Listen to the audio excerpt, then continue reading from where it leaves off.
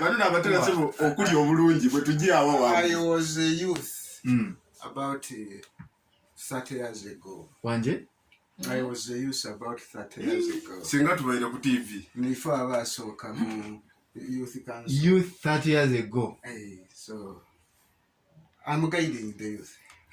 I was not available 30 years ago. On advisor youth. Kale kana ni kabuye mudachika obusatu. Abutali interrupted. Ona kulwedwa lero akudabuza bavubuka. Ebikoleibwa ebiroze bokolebwa ebisomoza byona tubita walala twawumba twakubamba iso okuba mutoki weplimenti okuba avuka walina amaanyi era ekyo buli omu ensi jevo okutuka jekanga twogera nti young people have potential nti balina obusobozi ayo obusobozi buno avuka babukoze isa ekimala okubona nga betoola awabi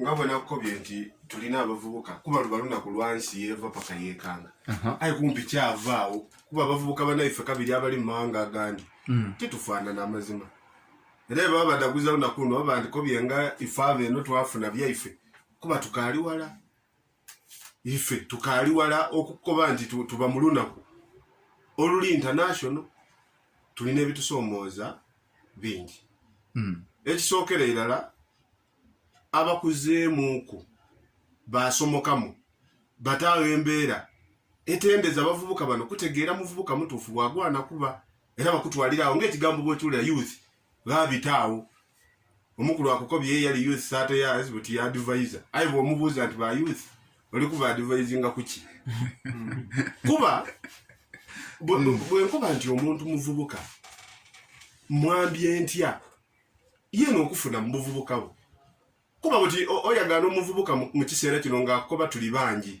n'ekigambo kyonka kyasobola okuba tuli bangi mutulowoozeeku wamukoba obungi kikugasa ki nga toli bukozesa bulungi bukugasa ki okwebala mu namba nti tuli ebitundu 7 ku 100 aye nga muzira mugaso n'omuntu omulala ku 100 akusinga okuba n'existence bwe tukoba nti buti taawo product kuba buti abavubuka twenda kubabuuza nti oli muvubuka agasa atya kawuye todolwenge ife abavubuka otutya obwire kyendi kubakoba kino n'amazima era buti banaabakuzeemu ediwo kye batatukoba nti emyaka gye balina ife tukaali gituusa aye beeja ife baagibitamu era ono buti yekwekamu ekyo akuba kabuyo ono yeena kawasooke wamwokye aye wawakwokya mukumpa ku magezi oba okumpa bula ntereeza nze ndeme kubita mu bizibu byewabitamu nsoboleze eno okweyambisa akakisa kano kennamu gino emyaka kuba ife titwidde oba ye muli tulituukayo aye mutairewo embeera nti abatusinga emyaka kabiri benda tulowoozesa ife nti bo tibategeera ate nga n'abategeera kuba ife titwiddi bye mu disembu bimeka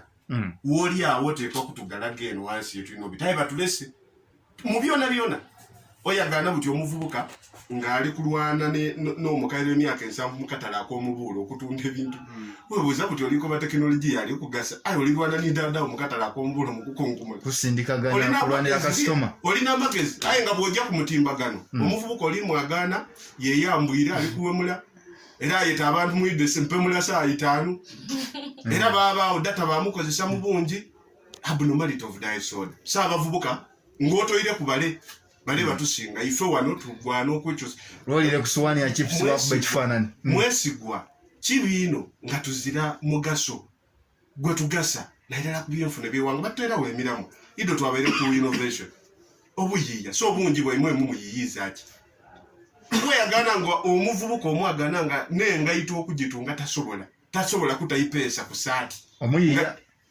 ayibu aba ku social media oko yavuma era wadotiko omwe naye n'epeesa liva ku saati ayeta mami dadi epeesa liviire kubakuba yalona omuntu aye oba agana bali ku video game bazana lunaku lulamba ali ku kitv mu idiiro way forward tutyame n'abakulu bano kuba batusingako tunabaagemeka mbe basobola okuyikiriza idi lwaki batusibye n'embeera nti nibwe tujja mu politics nga tuviiremu ebyo ebyobuyiiya n'enkola ey'emirimu kuba eyo tuzirayo n'amazima politics bano tibamutwegeresa bulungi ife tuyidiye nga tuba mu bukulembeze obwo bw'abavubuka ayo balonda omuntu ng'ali kumpi kuva mu buvubuka bakukoba nti ono youth emupya wa myaka 3 anaakolera atya abavubuka ngate target ye mumaiso eyo tiya abavubuka oboli kunfuna Peter Ogwango yava mukutu chekira ono yaja usuku era twakita yadibisanga wano yaditwaleyo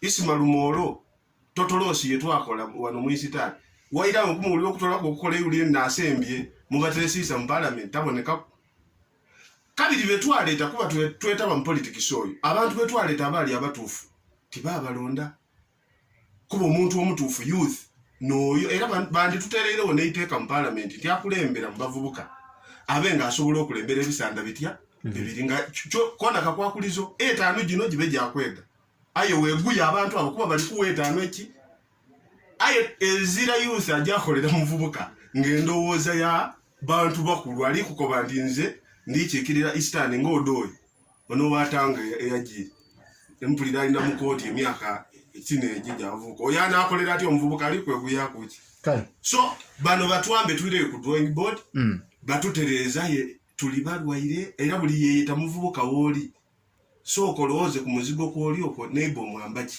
okutwala ku okubaawo okubamalirawo empewo okusijireni omutwala akantu ako sebo tukekuba ndongo buli mulamu ago batuwa bagutulambulire bulungi omulamu agwedo gaire mulungi ayiti bagutaire kuki isira nze nenda tutenga ku isira era kuolo lwetuliddaguza tulete n'abavubuka abali kuko ne bakoze eki bye bakoze aye tulimba buli mbere baleeta omuntu baba ali kulimba webaleno kabuye mwami Joshua Mutemu tukogera ku bavubuka kumvubuka tilukira actually always simbonanga I was fixated wasigalirayo omuvubuka era mukubona cheni ko bantu aliyo stages edovubuka etanfuna mukisa ku bitamu butuwa yagana ngo always ningirira abavuka bamala kyankosa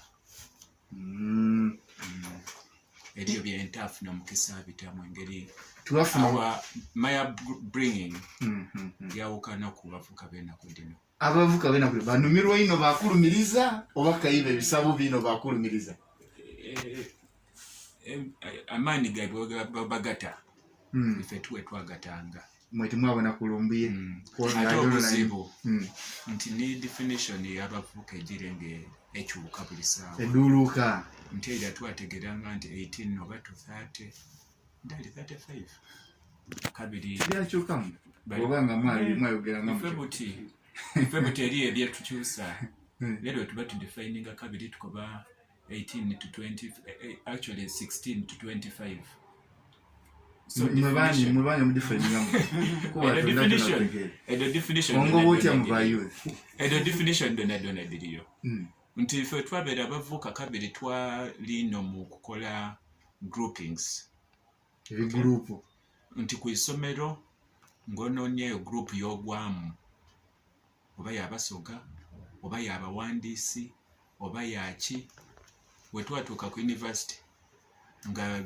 nsete basoga nsete eriyo ayi kabiri nga waire waife kagoma twalinga niche tweteekakosa I mean mwaba nachi nga byonna we use them abakulu kabiri babayambako okuba mentally so kulinda ku mwana Mutemu okwogera ebintu bino iwe olikulowooza nti ebintu byavaawo oba okuteebereza ndiko bera kuba byoli kwogera nawe nanze eriye biriwo biriwo basoga nsete eriyo kakosa ye kaliyo amayina gakaliwo aye bye twakolanga nze visit them weyagananga there is just some resemblance ayanga tini byo nti there is no mentorship ena kudina abaana bajja kweraga baana bajja kulaga wayambala baana bajja kulaga sente nva mu family ki which wasn't there then wobolingirire wetulisa weno nti badada baife abatuyamba otuwa the stability and peace jetulina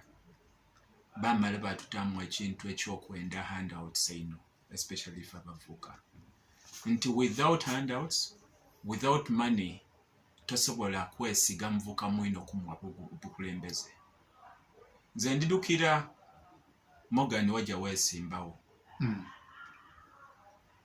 aye batuuka okuba atya RDC yakoba ati nze ni kwendolo lw'ensonga dino nidino mbozemba mu kibuga iwoba mu kibuga yatawo n'ebintu ebisikiriza nga kwotere n'okulimbaganya ne kamera ati nibabona kamera era we mutakola ki ndabatoola ne ku bufo obutonotono bwe muli nabwo nti obufo obutonotono obwo lwabako batujja batoola kubona babona nga baluzinga gundi obuvuka bwaibwe ba becoming used instead of being youth. Yes. Okay.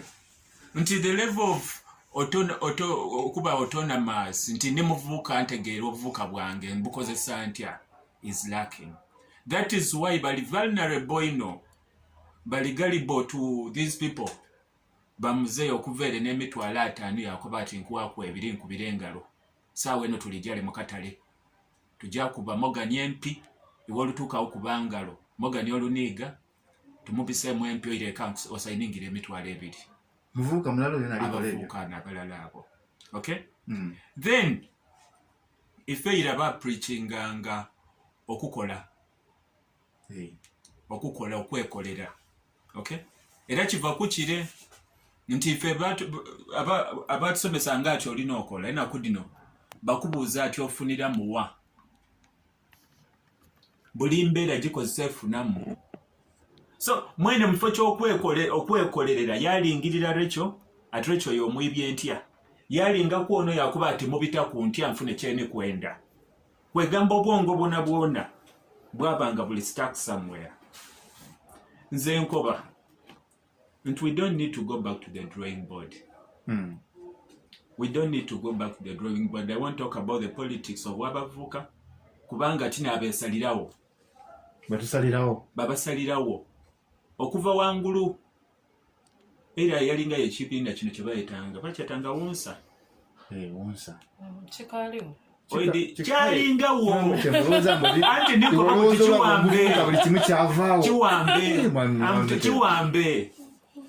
kiwambe the wonsa which was there tineriwo. This one is politically tailored nti tuinfluencing tutya tuingire tutya in the public institutions, in education institutions, tubonenga politics waife tumuinfluencing even at that level. Nti baidako bati ne wonsa we baba balironda bakubati wali wapateki baba wawagirachi. That is the mentorship that we are doing. Nze nkuba nti it is up to the bavuka bene omulala avemu. Otherwise environment eriwo teri conducive nti just sobola okyusa the not behavior but attitude. Omulala anerwana kuwanakola ki anabonanga ninze mwesigwa naye balikoba bati kifo tikikyo. I use my chance. God yangemera ku Katonda yangemera ku abayenzi. I wona alinda mbu kodi bichi no. We are there if abakuze okubonanga tukozesa imu abato okutuuka gye tujja. That is politics, that is political science. And that is economics, that is development. You use the still resources available, you use the abata sobola abo okubonanga otuuka Georgia. So if we can keep the youth poor nga bali okuba active during politics and elections tubalekerenga awo balindi batyambe buti boogere kabiri 2026 wenatuuka ngobona ati ebigroup byabavuka birivaayo ebigroup bida bingi during electioneering so that they can be used. After that we silence them. Rachel oli youth. Yes, tukongera ebintu bingi abakulu banaboogere mu kusooka wekulaga nti avuka tu redirecting amaanyi okufa ogatalimenti kuba nti ebintu nvuuka omwagaana nga asobola okuba n'enkumi 2 edigula data on a daily nga yali kubona alikwenda kutegeera lumbuye akomuleki atose kunoni yamala yaenda otegeera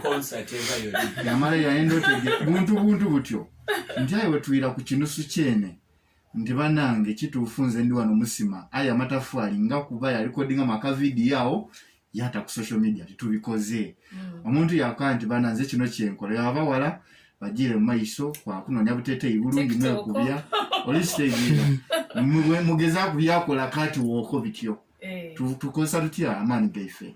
Okay, nze mbona nti challenge abavuka gye balina ku mulembe guno ogwaife eviira yalawaka abazaire tibali mentoring abaana baibwe, abazaire bali too busy for their own kids.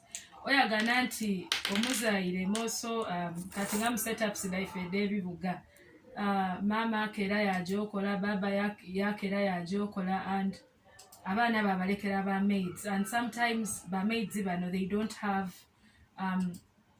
bazira busobozi bwa kudirecting abaana baife nga bwe twalienze babenga bakulamu. So oyagana nti omwana bwagemaganayo kunika peer group ku kyalo kyebaide omukoba kyaide okuja mu maiso okukola, abazaire baluzinze mu kino ekintu. That's why obona nti abavubuka bali misguided all the time.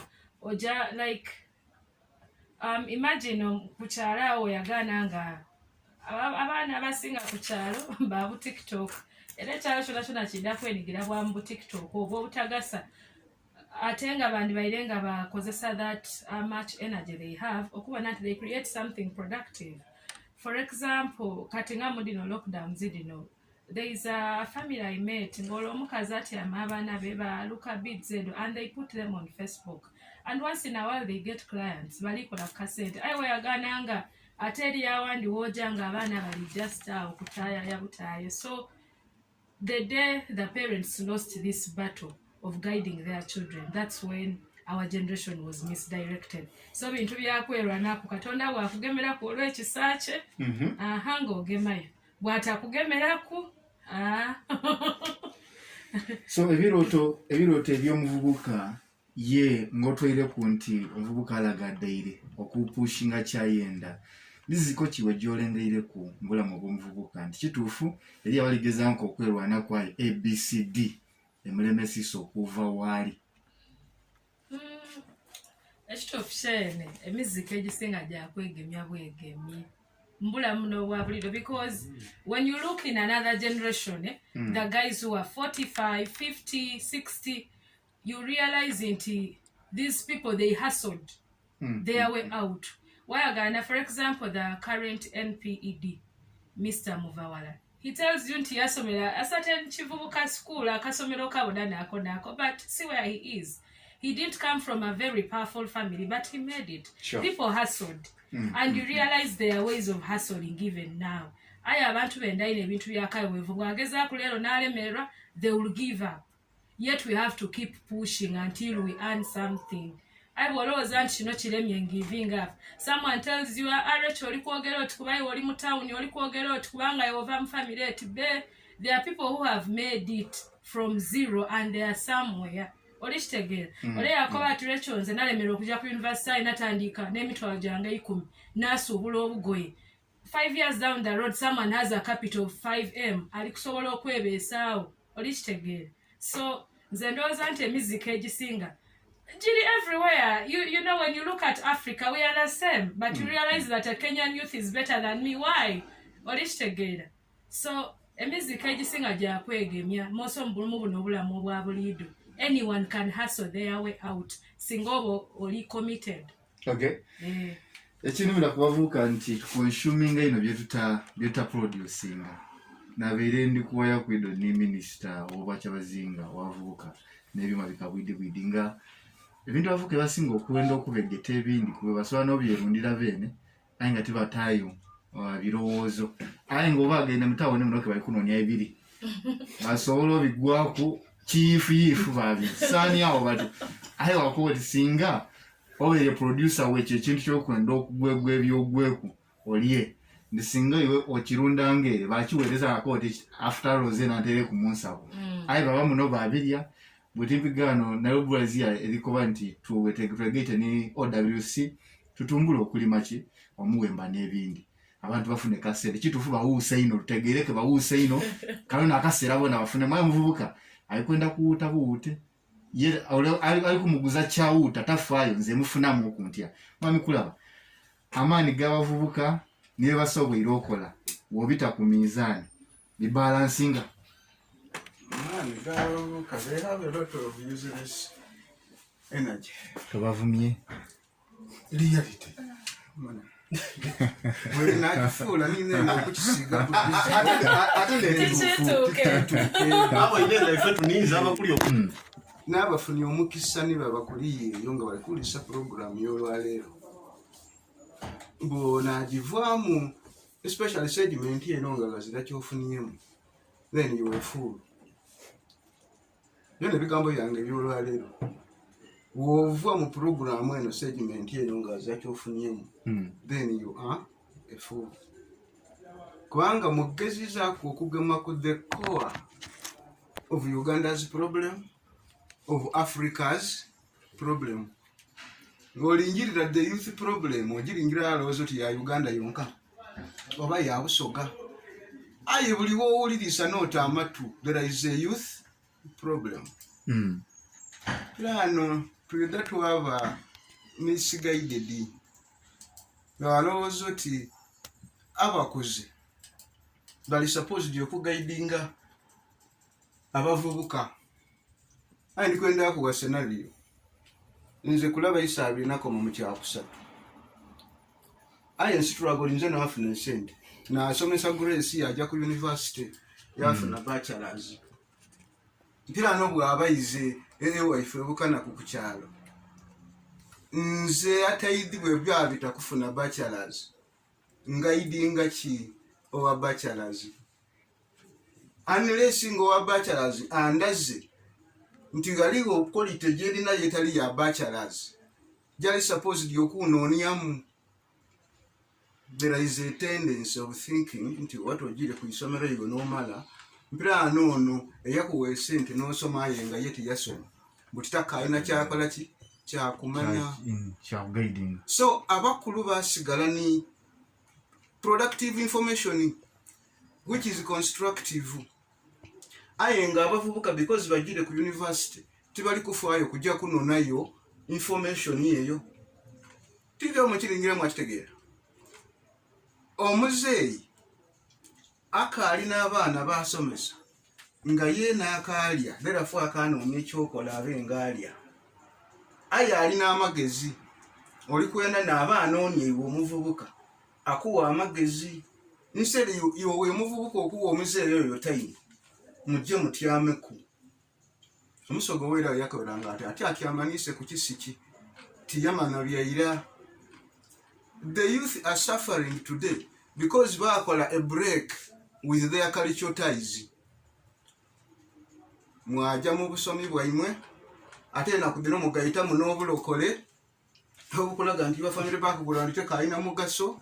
It is only Jesus and God na abakola ki n'abayamba. So yewe ireka the cultural touch obagama lokola ki okugisala. Aye nga your education is supposed to base on the cultural touch. Me malo obeni answer dotola mwedi kutwala mu maiso. Iwo wa degree yo oyina okuyirayo wansi omane waiswa kyenda kulya yakolanga ati okuba n'amatooke okuba n'ente waka okuba n'embuzi n'enkoko tuli every Saturday because that is the basis of someone's wealth.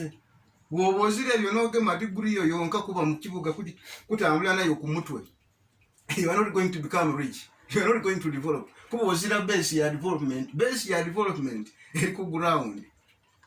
That is why you sing omwana oba mulungi mu mirembe gye egy'okusoma tiwaalire kwire babawo bwalizenga yo mu kiwumulo waligire wayayente waligire wasalire mwani wamanya enkoko webaddirabirira so that you have that knowledge egy'okuba basis egy'okusitula your academic knowledge. Your academic only tejja kuyamba. Plan ekyokubiri mwaidha mwafuna omuze omubi. Instead of producing, you want to be given. Tusabiriza ino. Ifwe ngoba mu kyakusatu kyakuna walima obuuso yawa okubalaza. Ga butunda you must be given from the underpant to the computer joli kujja okusomera ku online. Mpira na womala okusoma tolwoba na ba politicians abali ready okuwa. Tiwofuka okufuula mulimo kulebeta politician because the politician must give you. Era ina akati bwenda gaino nazira kyalowooza kamuta okukawuzi nti so that ningafu oluluzi you go. One is a politician. Wamweta mzee. That beggar mentality. tekabayikiriza kuba na bwongo bulowooza wefuwadi kukola zeekula rediscovery the youth twezuule yeah because nga tirezuire buli lwozimba enumba n'ekyama oyira ku kukoosi gye yakyamira kuwamena mekayiga azimba ki beyaka so rediscover yourselves okay get back to the roots tuzimbe by youth nga muli both with culture and academics tubeekekanie kwa mabango academics without culture you can go on kabuye kata nakuba ndi banaki yali ataasa kikaye yasinga byasinga nabuuza nti munaki yankuba ayo bali bwe nakukoba obadde nakuba yibo oli mukizibu bakuli bubi benda akusiba lwaki tonkobere ayenga ibyeke yewola byakwewunda na buteteyi lipusitiki ngaito bya chumulete na mukabuti wabyewola nga wewola byaki buteteyi kwe kujja bifana kuta kumitimba ngano okukola bya ndozo lichibona na mulingirira nabona esiki agwana okuba mulago atene mulago batutayo bantu ngati bayino kubone yabaire mulwaire nga muyino wakuta mu intensive care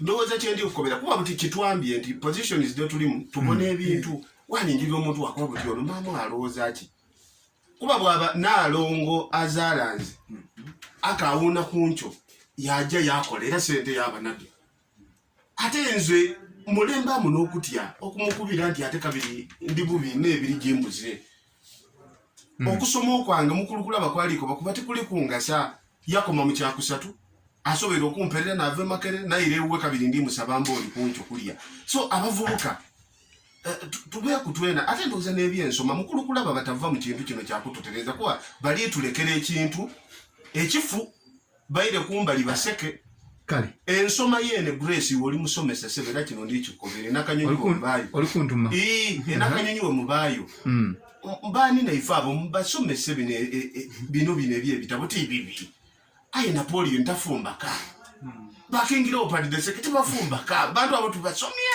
ayi tibafumba waka Napoleon was a green slave ayi omulawo